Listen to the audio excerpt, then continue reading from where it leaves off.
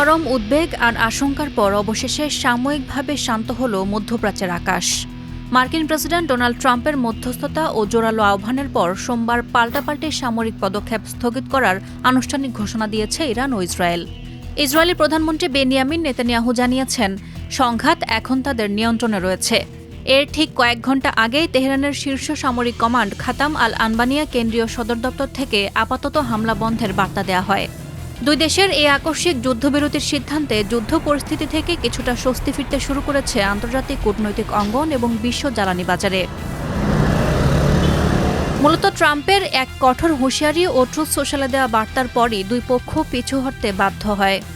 একই সাথে মার্কিন সংবাদ মাধ্যম এক্সিওসকে দেয়া এক সাক্ষাৎকারে ইসরায়েলের প্রধানমন্ত্রী বেনিয়ামিন নেতানিয়াহুকে চরম হুঁশিয়ারি দিয়ে ট্রাম্প বলেন, বিবি, তোমাকে অনেক বেশি সতর্ক থাকতে হবে।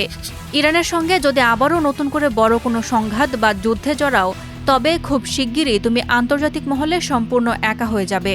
তখন তোমাকে একাই লড়াই সামলাতে হবে। এর আগে রোববার দিবাগত রাত থেকে সোমবার সকাল পর্যন্ত দুই দেশের মধ্যে তুমুল ক্ষেপণাস্ত্র ও বিমান হামলা চলে, যার রেশ ধরে ইরানের দক্ষিণ পশ্চিমাঞ্চলীয় খুজেস্তান প্রদেশের গুরুত্বপূর্ণ মাহ শহর বন্দরে কারুন পেট্রোকেমিক্যাল কারখানায় ভয়াবহ আকাশ হামলা চালায় ইসরায়েল। গত এপ্রিলের পর এটিই ছিল ইরানের জ্বালানি স্থাপনায় ইসরায়েলের প্রথম বড় আঘাত।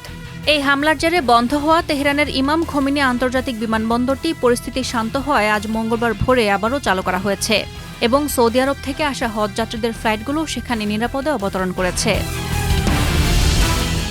ইসরায়েলের এমন একগুঁয়ে অবস্থানের কড়া জবাব দিয়েছে তেহরানও।